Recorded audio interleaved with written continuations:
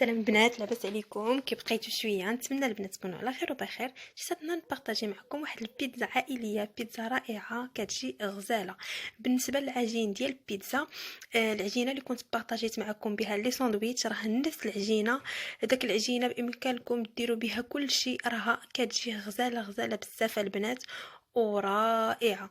ديروا بها اي حاجه ان شاء الله. نبارطاجي معكم بزاف الحويجات هنديرهم بنفس داك العجينه هذيك. ما نطولش عليكم، نخليكم مع المقادير.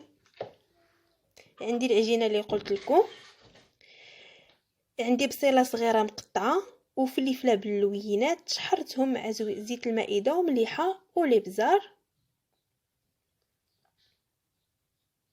عندي كروفيت هو مشحر مع الزيت ومليحه وليبزار.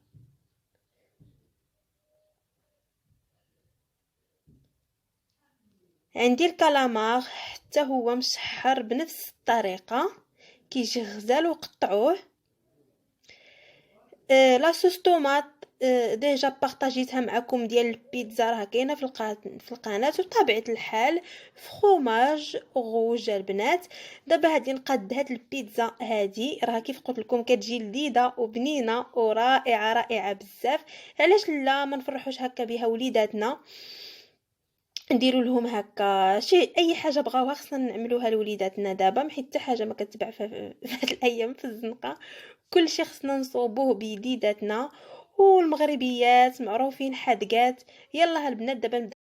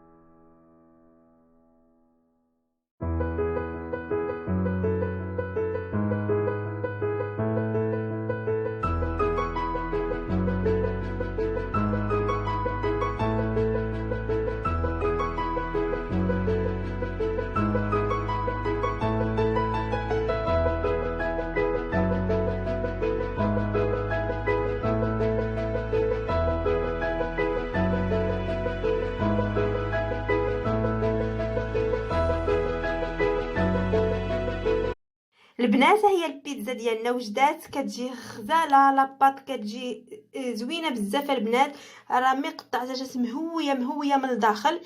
كنتمنى لا فيديو ديال هذا النهار يعجبكم، وكنقول لكم الصحه والراحه. واللي شاف لا فيديو اول مره ما ينساش يدير لايك ويتابونا معايا، مرحبا به، ويبرك على الجرس. يلا البنات، سلام.